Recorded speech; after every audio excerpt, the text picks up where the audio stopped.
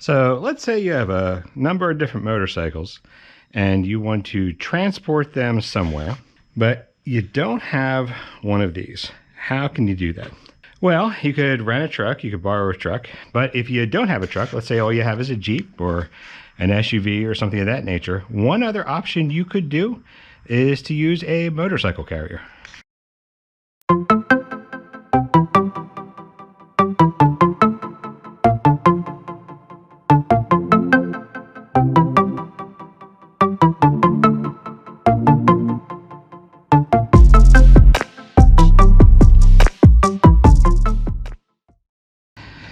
So that's going to lead us into a how-to and review.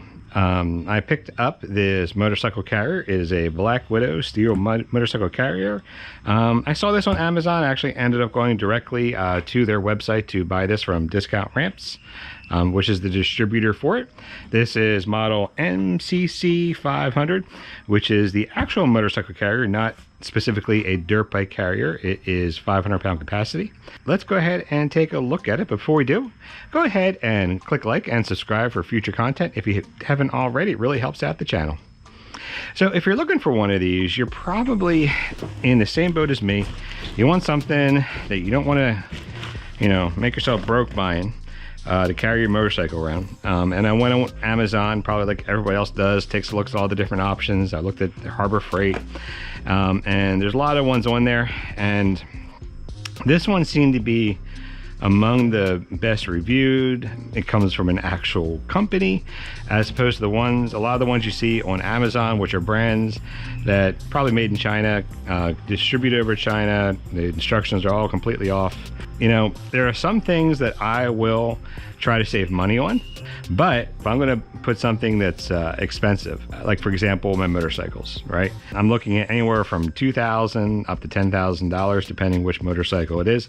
And I don't want to take a chance on that just falling off or having some type of crappy construction, or even worse, this does something that actually damages the vehicle that is carrying the motorcycle.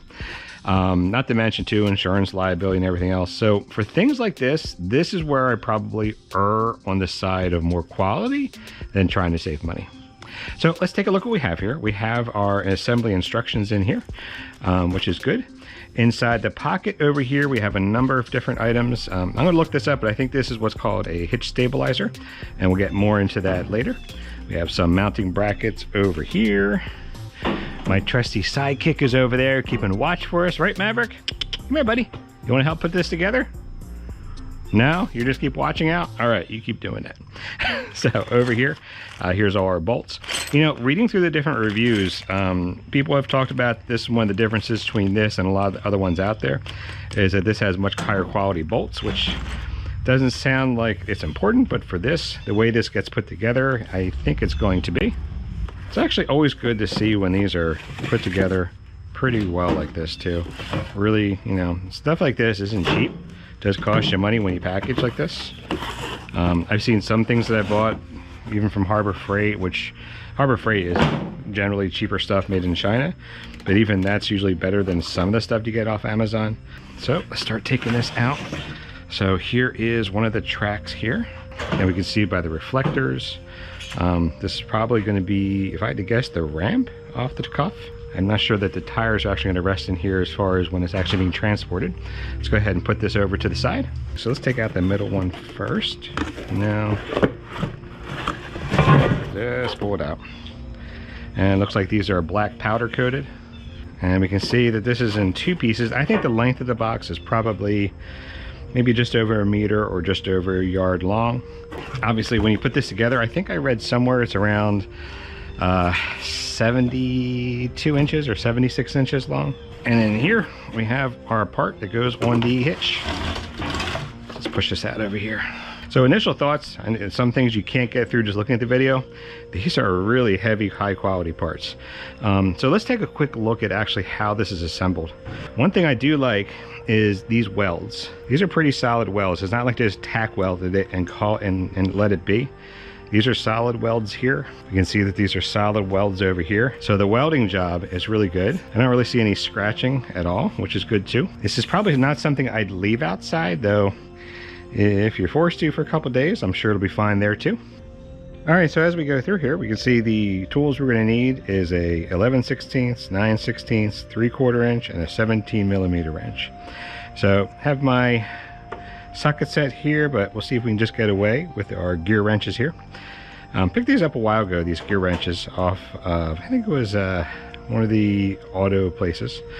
And let's see, what else do we need? 9/16. This holder I picked up at Harbor Freight. 11/16, which, there we go. And 3/4 inch, so the big guy here. All right, so theoretically this is what we're going to need. I'm going to bring a handy dandy adjustable wrench in case I need to hold it from the other side as I'm tightening these down. All right, so if we tear open our bag of goodies, it looks like we're going to have 4 of these. These are M12 by 190 bolts. 2 of these, this is the wheel pins. This is what's this is going to allow us to adjust how big the wheels are. We have some R pins, lock pin here, a hitch pin, which is kind of nice. These are the brackets that are going to adjust and lock into here. 4 of these, a whole bunch of these little guys, and everything else. So the first step here, if we look through, as I mentioned, we're basically going to take these brackets here. When you put this on, these rails are on the bottom here. And if you can see on the ends, this has a lip that's going to hold on the ramp, which you use to get your motorcycle or scooter or dirt bike up. And these hang off. It does have reflectors already on it. I didn't put that on, so it came from the factory like that.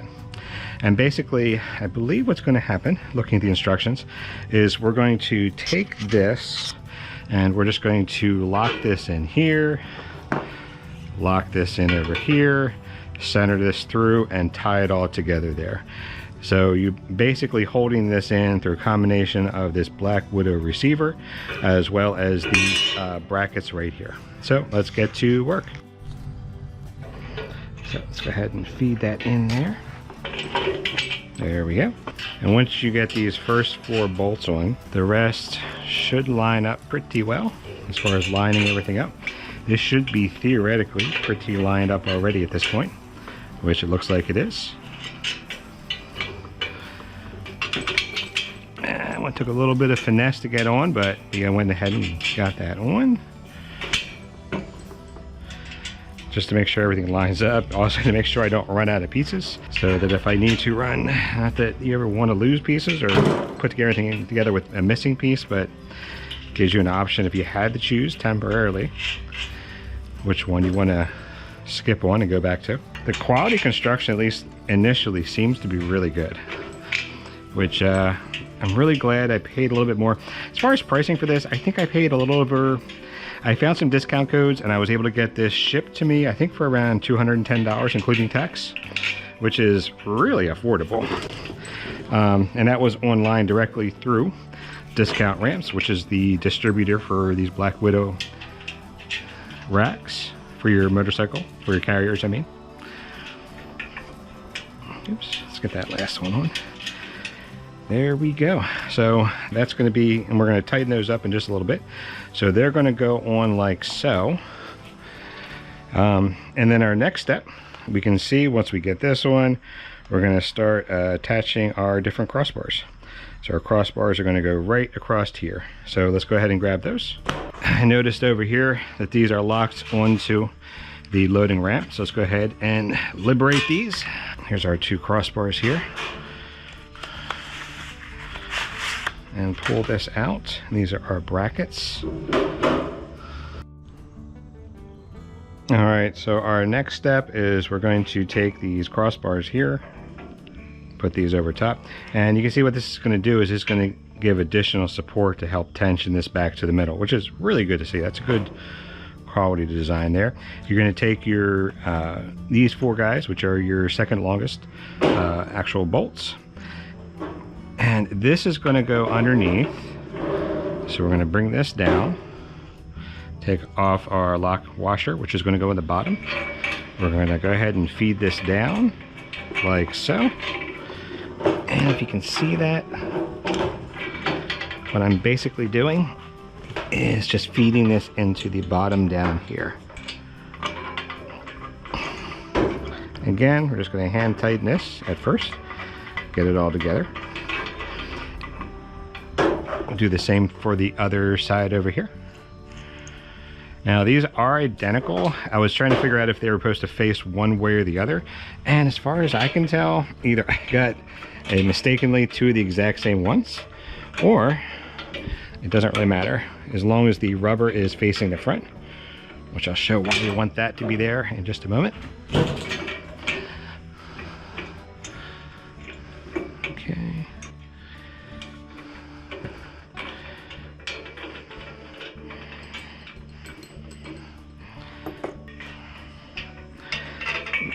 Yet another reason you want to do these hand tight first is that these are tensioned.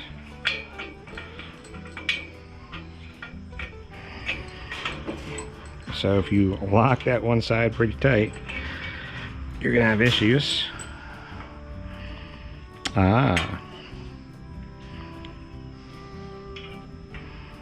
wonder if this actually feeds directly into here. Yeah, I think this actually tightens directly in without a washer into here. So we'll tighten that up later. So that's how that's going to go in. You're probably going to want to tighten these two first, then tighten these out. And the reason we're putting the rubber in the back is what's going to happen is when we do load this up, this is going to lay right back in here. You can see how that's going to fit in. And then this is going to rest right on top of there. At least most likely, I think that's how it's supposed to work. But we'll find out when we put the rest of it together. Either that or I just put this on the wrong way, but from what I can tell from the instructions, I think I'm putting this in correct, because we can see up here is pushing out front. All right, so at this point, we're gonna go through and take our cross members here. These are gonna feed into the front, lock washer in the back. And when I say the back, I'm looking at the back here. That's where we'll go into the receiver hitch. So I guess this is the front, technically. Yeah, this is the back, so you go in through the back. And I have to say, these instructions actually are pretty good. The pictures are okay. If I went to the PDF version online, I could probably see better detailed pictures because it's a black and white printout. And it's a black product, so, you know, it does kind of bleed into each other when you put this together.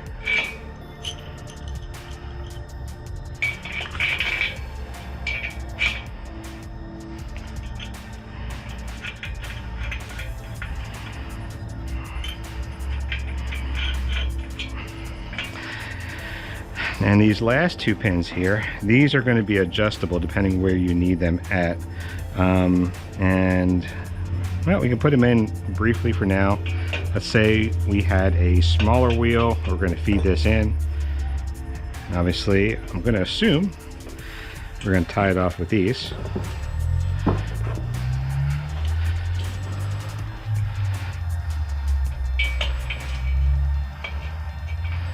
Depending on the wheel size. So we'll just put that in there for now to hold it. And that leaves us a couple little extra surprises here. Let's see. So, yep, this is our hitch holder. This one right here is a hitch pin holder. I see. So with this hitch pin, it's going to go in like that, like so, into your receiver. As I suspected, this is your locking pin. Is that what one of these are for? It's interesting there's only one. I have a couple extra bolts. It's never, I see. So these four are going to feed in. Yep. So we can see what's going to happen is this bolt's going to go here. This bolt's going to go here.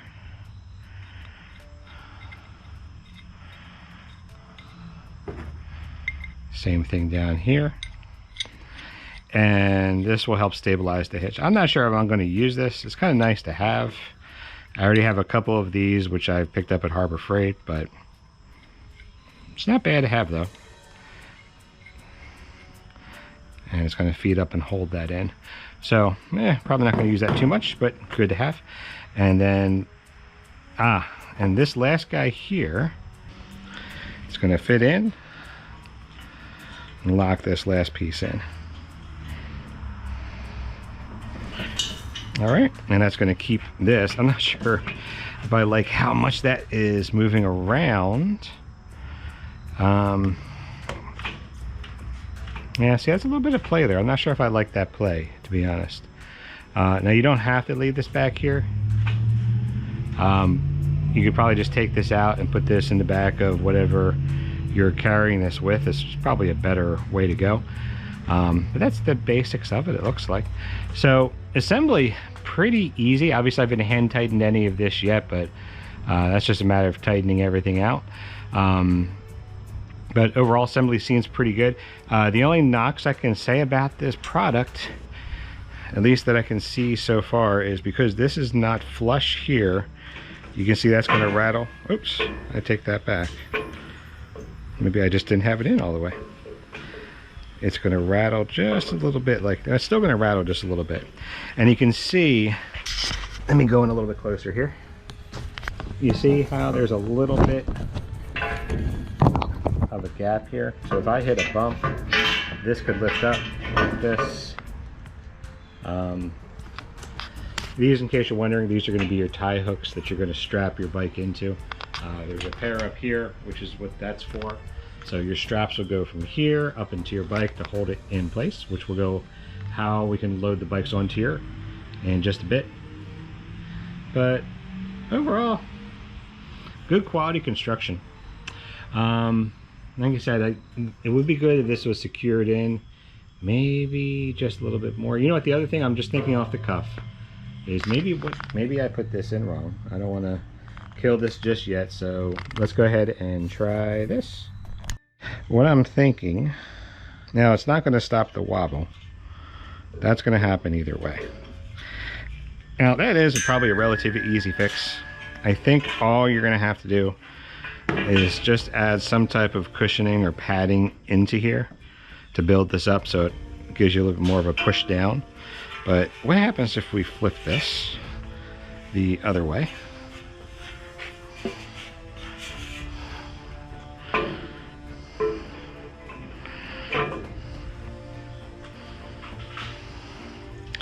See, actually, I think it might make more sense to do this. And again, it's hard to tell from the instructions. This may be what they're showing you to do, so maybe I put this one wrong. So if you put this in, this pin here is going to keep this from coming out, and that seems relatively secure. That being said, this is going to be an abrasion point here, so you may want to have maybe a silicone holder inside there to keep that from happening. You're going to want to build this up so you don't get this rattle back here. And it's a shame because you just put a little bit more padding on this, I think you would have been fine. But overall, quality seems pretty good, so let's go ahead and tighten this up and see how this works.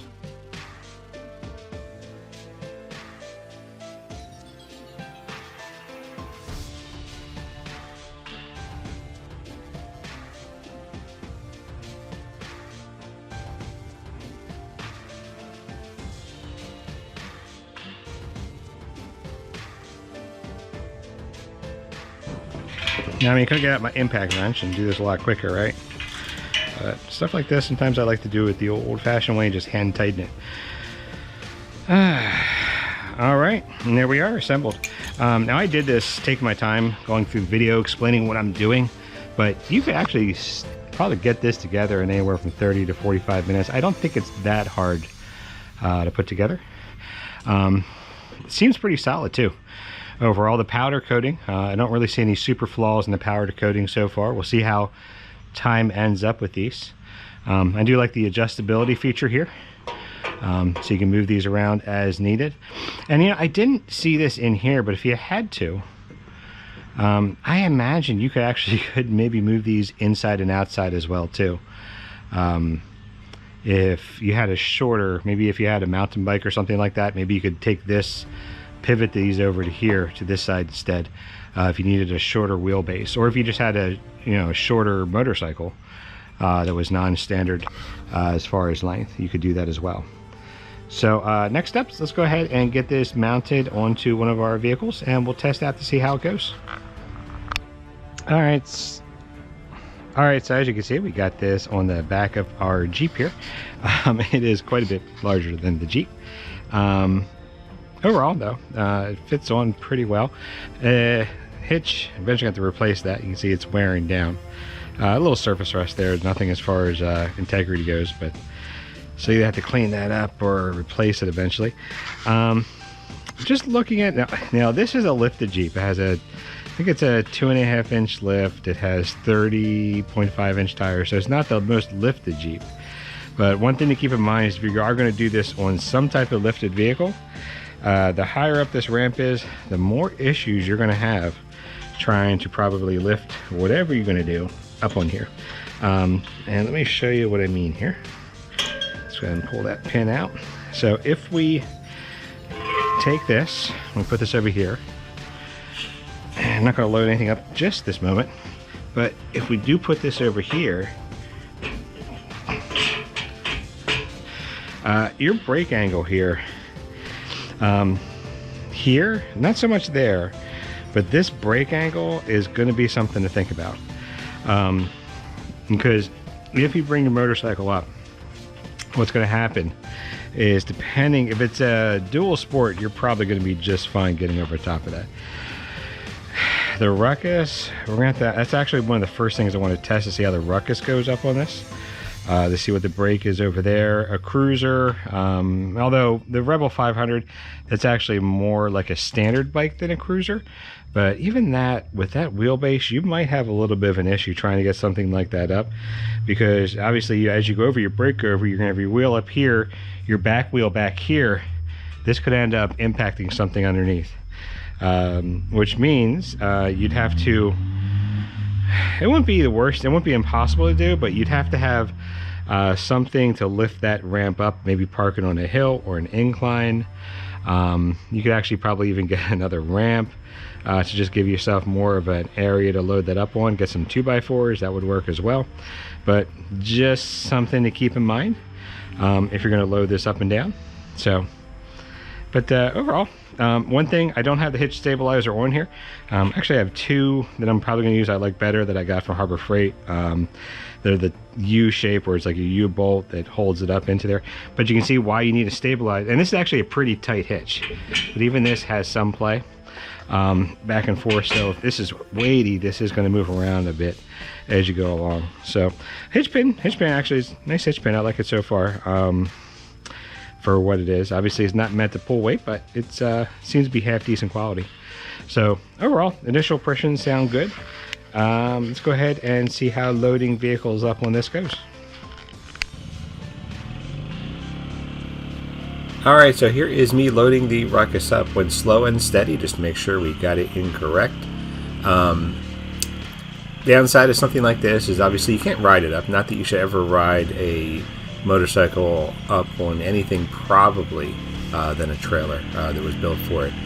There's way too many YouTube video fails out there, people trying to ride a motorcycle up into a pickup truck. It can work, but you're always risking a little bit there. Overall though, it went up pretty well. It definitely would help if I put that ramp on an incline, just because the height of this Jeep though, if you have your hitch lower, I don't think you'd have as much of an issue. Once I have it up here, I started strapping it all down. I went extra crazy on the straps. Again, there's 2 front hooks in the center front and 2 in the rear to lock that down. You can get optional straps, which I may eventually look at. I'm just using my old ratchet straps I got from Home Depot. That seemed to work pretty well. And here is the last video here of me having this on the back of the Jeep. Ended up taking this out for about 24 miles on it, out to a local area to ride around in, and it went really, really well actually. It was very stable. It was surprisingly easy to get down. I didn't have a video of me taking it down. It was just really just rolling it backwards with the brake on. And overall, I gotta say, I'm really pleased with this ramp. I think it's a really good solution for those that either don't have the time to invest in a trailer, or are going to take it where a trailer isn't compatible. I think some of the best areas that I can think of locally near me in Pennsylvania is over in Jersey. Sometimes I'll take the Jeep over to the Pine Barrens, which is an off-road area. Well, I shouldn't say off-road. It's a street-legal area you can ride on. It's actual roads, but they're literally off-road roads. It's actually also great to take things like a Ruckus or a TW200 too. And this would be ideal to take it out there because some of those areas are not really as accessibly friendly with a trailer that you're going to load a scooter or trailer into. I remember watching one video, gosh, I forget who it was by, maybe about a year ago, where someone took a camping trailer up a mountain and they hit a point where they had to back up, and watching them back up on a slick mountain trail was just, ooh, it was jaw-dropping. Just, I was cringing the entire time, hoping nothing actually went wrong. So, as far as maneuverability, this is much better, obviously. Stability wise, I think you're still best going with a trailer. I mean, best of both worlds is you have both, but obviously that is not really a possibility. Now, I put the Ruckus on here. It's a relatively lighter weight scooter. I maybe will put the TW200. I would hesitate a lot putting a full-size motorcycle on this, unless you had something really strong to put it on. But overall, I gotta say, I really do enjoy. I've really enjoyed using this over the last number of months. Hasn't let me down. I don't use it a lot, just occasionally. And for the price, you can't beat it. I mean, I got it for $200 shipped. Last I checked, they had a sale today when I was recording this video, and I think it was down to $149 for a sale. And gosh, you can't beat that. Overall, though, I think this is a good buy. If you're going to get a ramp for your motorcycle, get something that's quality made like this, not something cheap off of Amazon. You might get lucky. You might get something it's exactly like this. But then again, who knows, right? And you don't want... Me personally, I wouldn't take a chance damaging my bike or my vehicle, getting something where it could potentially cause a lot of harm. So anyway, I hope you enjoyed this video. I went into a lot of detail into this and putting it together and everything, so hope you do enjoy that. If you did, please click like and subscribe for future content. It really does help out this channel. And I do try to upload as often as I can while working a busy full-time schedule. And we hope to see you in future videos. But until I do, get out there, make your own great outdoor adventures. And as always, take care.